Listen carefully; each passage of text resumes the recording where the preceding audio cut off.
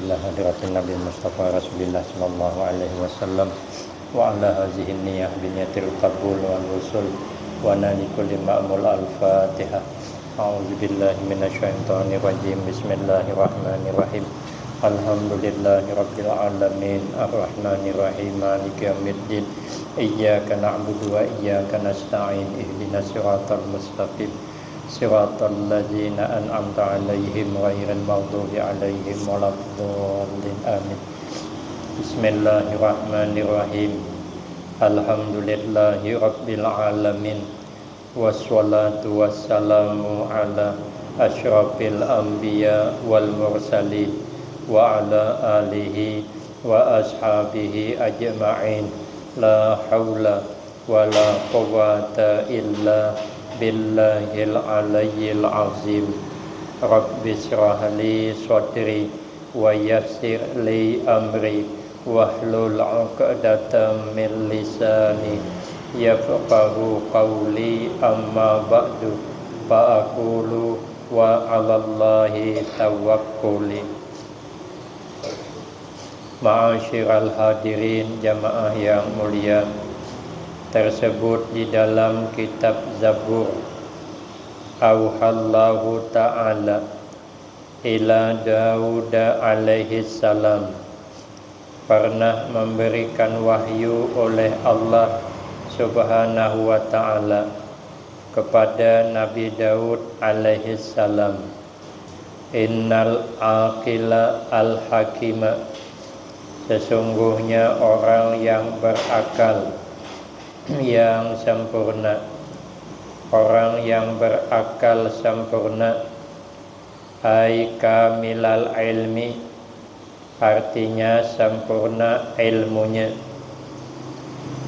La yakhlu min arba'i sa'atin, tidak akan pernah sunyi ia al-aqil min arba'i sa'atin, daripada 4 beberapa masa. Orang yang berakal, orang yang berilmu sempurna, dia tidak pernah sunyi daripada 4 macam masa, yang mana dia orang akil membagi ia akan masa ala hazil a'mal, atas ini beberapa amal. Yang pertama, sa'atin yunaji fiha rabbahu, orang yang punya akal sempurna, orang yang punya ilmu sempurna. Pertama, dia tidak sunyi daripada masa yang munajat ia akil, yang berbisik-bisik ia akil pada itu masa akan Tuhannya. Bagaimana dia munajat kepada Allah, mendekatkan diri kepada Allah bizikrihi, dengan zikrullah. Orang yang berakal senantiasa masa untuk berzikir kepada Allah. Wa tilawati kalamihi, dan membaca Al-Quran, membaca kalamnya Allah. Maka orang-orang hebat itu amalannya pasti membaca Al-Quran. Kalau sahabat Utsman radhiyallahu an, beliau setiap malam mengkhatamkan Al-Quran di dalam sembahyang sunat 2 rakaat. Kalau Imam Ahmad bin Hanbal mengkhatamkan Al-Quran di dalam sembahyang 1 malam 300 rakaat khatam Al-Quran. Imam Syafi'i bulan Ramadan begitu juga, bila sembahyang sunat malam khatam Al-Quran, sembahyang sunat siang khatam Al-Quran. Ternyata orang-orang hebat itu amalannya Al-Quran. Karena katanya, kalau jiwa selalu membaca Al-Quran, maka hati menjadi lembut. Karena hati lembut, apa saja yang keluar dari benak hatinya pasti kebaikan, walaupun orang tidak baik. Seperti tanah. Tanah itu kalau sudah lembut, tanahnya subur, karena hujan datang, lalu tanah subur, apa saja yang dimunculkan dari tanah pasti kebaikan. Tanam cabai, tumbuh cabai berbuah. Tanam pisang, tumbuh pisang berbuah. Kenapa? Tanahnya subur. Tidak ditanam pun bisa tumbuh. Kita beli kangkung, ambil pucuknya, ambil daun yang muda, batangnya limparkan di kebun tadi, tumbuh kangkung. Bulan Rajab melimparkan, bulan Sa'ban melayap kangkung karena tumbuh. Bulan Ramadan bisa dipanen, padahal tidak ditanam. Nah, maka kalau tanah itu subur, tidak ada yang dimunculkannya kecuali kebaikannya. Nah, itulah hati. Hati yang lembut, karena selalu membaca Al-Quran, maka selalu kebaikan yang muncul dari benak hatinya. Tapi kalau hatinya tandus, tidak pernah disiram dengan membaca Al-Quran, ibarat tanah yang tandus, tanam apa saja tidak menimbulkan kebaikan. Tanam cabai, belum berbuah, mati dia. Kenapa? Karena tanahnya tandus. Hati kalau tidak disiram dengan Al-Quran dan zikrullah, nanti khawatir hati kita akan mati. Ibarat tanah mati, tandus, tidak bisa menumbuhkan kebaikan. Itulah hati yang selalu dibacakan Al-Quranul Karim. Maka itu ya, orang yang berakal ada menyiapkan waktu, menyiapkan masa untuk membaca Al-Quran. Kalau kami di pondok pesantren Al-Baqiyatus Sholihat, ayah menyuruh santri dulu ya, habis sholat subuh, habis baca aurat, membaca Al-Wirdul Latif jam 6 hari, dan tidak pulang ke kamar, disuruh lagi membaca Al-Quran. Nanti gurunya berbaris, nanti satu guru bertujuh, satu maju dilajari, nanti setelah selesai dia mundur paling belakang, maju lagi yang kedua, habis mundur lagi paling belakang sampai selesai 40 menit. Jadi jam 6:30 lewat 10 atau 15 menit, nah pulang. Paling cepat jam 6:30. Ternyata memang disiapkan waktu untuk membaca Al-Quran. Nah, tadi sudah zikrullah lewat pembacaan Al-Wirdul Latif, tambah pula Al-Quran. Itulah amalan orang yang berakal. Nah, jadi rupanya katanya, kalau kita ini mengamalkan Al-Quran habis salat subuh, menjelang sarapan, menjelang minum, itu insya Allah di samping akhirat memang kita inginkan, di dunia pun katanya itu termasuk amalan murah rezeki. Jadi kalau tidak murah rezekinya, nah baca Al-Quran habis salat subuh menjelang sarapan, insya Allah rezekinya murah. Kalau mau laris berdagang, gampang, jual yang lebih murah dari orang, nah, laris lah tuh.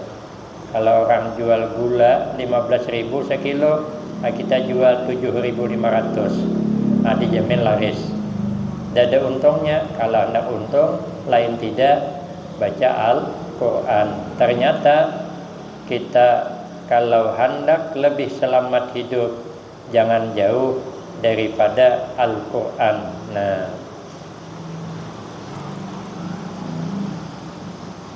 Nabi bersabda, in aradtum aisas su'ada wa mautas syuhada wan najata yaumal hasri wazilla yaumal harri wal huda minad dolalah pada wimu qiraatul Quran fa innahu kalamu hiya kalamur rahman wa hisnun hasin minasyaitan wa rujhanun alal mizan. Nah, ternyata kata Nabi, kalau engkau ingin hidup bahagia, mati syahid, kemudian selamat di padang mahsyar, dapat naungan panasnya di padang mahsyar. Di padang mahsyar itu panasnya tidak dapat terbayang oleh kita kalau amal tidak cukup, tidak mendapat rahmat Allah dan kuat kita. Nah, ada kitab menerangkan di padang mahsyar itu matahari dengan kepala kita sepenjangkauan. Kalau kita surung tangan ke atas, ujung tangan kena matahari. Bayangkan bagaimana panasnya saat itu. Alangkah yang di dunia ini saja jam 1, jam 12 kala musim panas itu saja kita tidak sanggup berpanas.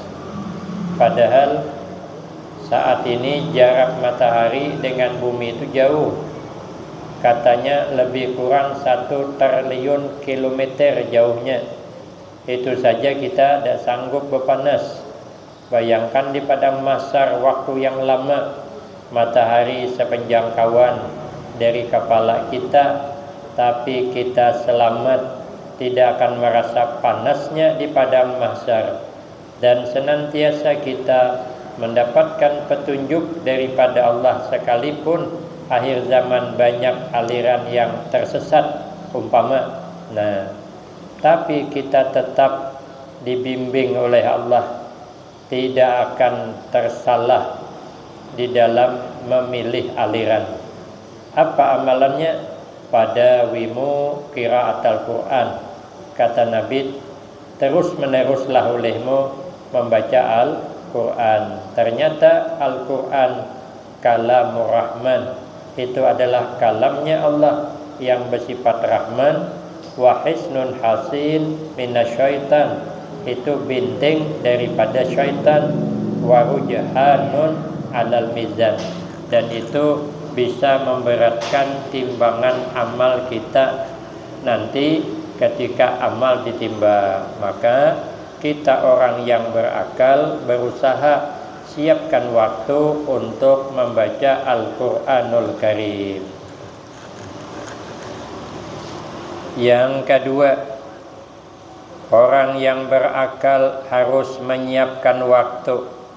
Wasa'atin fiha yuhasibu nafsahu, dan satu masa disiapkan lagi pada itu masa. Yuhasibu nafsahu, yang meneliti-neliti dia, menghitung-hitung dia nafsahu akan dirinya akil. Kata sahabat Umar bin Khattab, hasibu ampusakum qabla an tuhasabu, hitunglah diri kamu sebelum engkau nanti dihitung. Hisab diri kita sebelum kita dihisab oleh Allah nanti pada hari kiamat. Jadi tidak usah kita menghisab rakum, tidak usah menghisab akan selain kamu.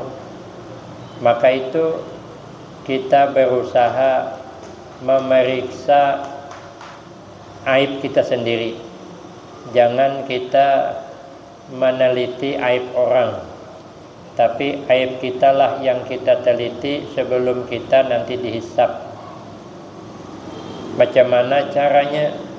Bi ayyaktuba a'malahu, dengan bahwa menulis ia akil a'malahu akan amal-amalnya, wa harakatihi, dan gerak-geraknya akil lailan wa naharan, pada malam dan siang. Jadi dari subuh tadi, senja tadi jam 5 kita ingat-ingat.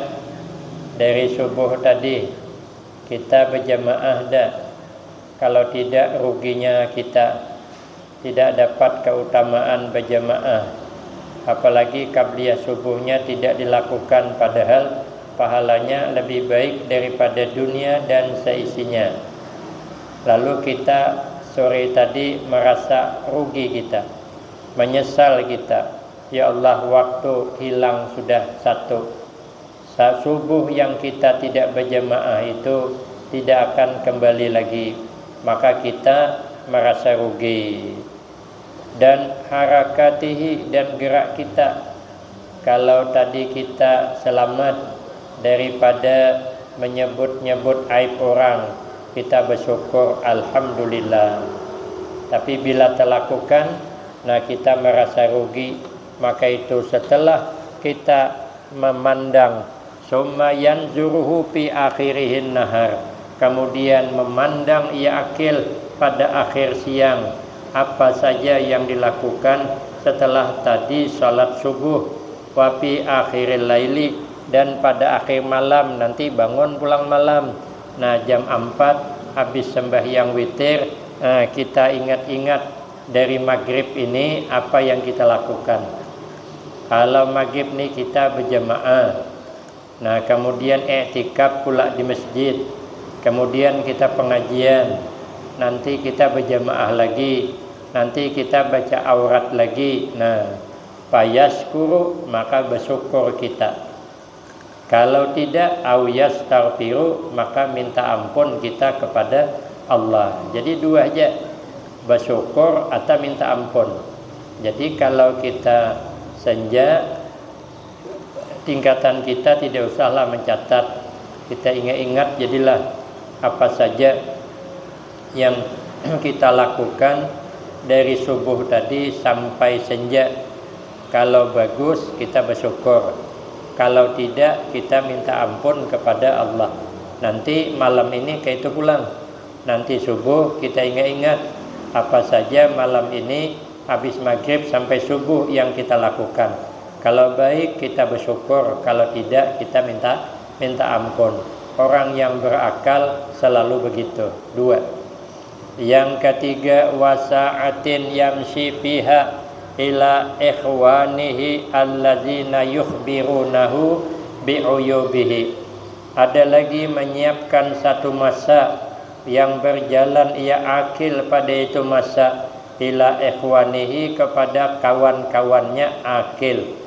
Untuk apa? Allazina yukhbiruna, mereka yang mengkhabarkan mereka akan itu akil, bi'uyubihi, dengan kekurangan-kekurangannya. Jadi bagus kita berjalan ke rumah-rumah kawan, ngumpul dengan kawan. Nah, supaya kita mencari di mana kekurangan kita. Karena kadang-kadang kita tidak bisa menilai diri sendiri kita. Nah, mungkin menurut kita baik, tapi ternyata menurut orang itu salah. Nah, rupanya cakap kita tadi menyakiti orang. Maka perlu kita mengambil tahu cakap kita ini betulkah, kadakah. Nanti mendengarlah tanggapan kekawanan. Oh, engkau salah, itulah kawan yang sebaik-baiknya. Jangan pula kawan begitu kita tersalah, nanti dibibirkannya ke orang, tidak memberitahu kepada kita yang melakukan salah. Itu bukan kawan yang baik. Maka kita carilah kawan yang baik, yang suka mengkhabarkan kekurangan kita. Jangan mencari kawan yang suka memuji kita.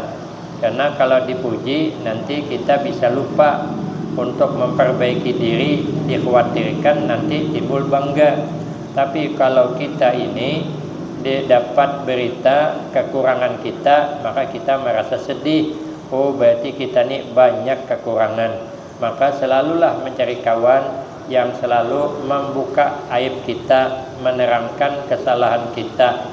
Jangan kita berkawan orang yang suka menyanjung. Ada salah satu sebahagian ulama mengatakan, saya berkawan dengan orang yang suka mencari kekuranganku. tapi saya musuh kepada orang yang selalu menyanjungku. Kenapa? Karena menyanjung khawatir kalau tidak kuat nanti bisa menghilangkan pahala amal. Tapi kalau aibnya yang diberitahu, kita bisa untuk memperbaiki. Nah, orang yang berakal harus menyiapkan waktu untuk mencari-cari kesalahan.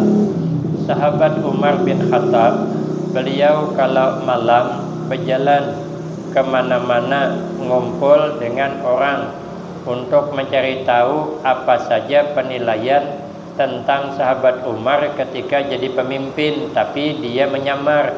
Orang banyak tidak tahu kalau itu sahabat Umar. Nah, nanti orang bilang menyebut-nyebut sahabat Umar, tapi sebenarnya yang disebutnya itu tidak ada. Nah, kalau ada, sahabat Umar langsung memperbaiki. Ada suatu saat sahabat Umar itu mengumpulkan orang banyak. Lalu sahabat Umar itu, kalau bahasa sekarang apa ya, evaluasi apa, untuk mengontrol dirinya sahabat Umar ketika jadi khalifah. Ditanyakan kepada rakyatnya, di mana kekurangan saya ketika jadi pemimpin. Lalu orang ada yang berkata, hai sahabat Umar, kekurangan sempian ini jadi pemimpin, sempian ini makan lauknya 2 macam. Kata sahabat Umar, setelah saya menjadi khalifah, saya tidak lagi makan lauk 2 macam. Kenapa? Karena memikirkan rakyatnya ada yang makan tidak berlauk. Nah, maka kata sahabat Umar, saya tidak mau lagi makan lauknya 2 macam, kecuali sekarang saya makan lauk hanya semacam saja. Nah, jadi diperbaiki. Sahabat Umar pernah suatu saat mengisi pengajian, mungkin terlalu lama. Nah, para sahabat ikut hadir. Rupanya sahabat Umar ini terlewat lama pengajian, ada yang sakit perut, mau buang angin. Alhamdulillah buang angin, tidak ada bersuara.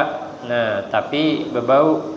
Baunya ini sampailah ke penciuman sahabat Umar.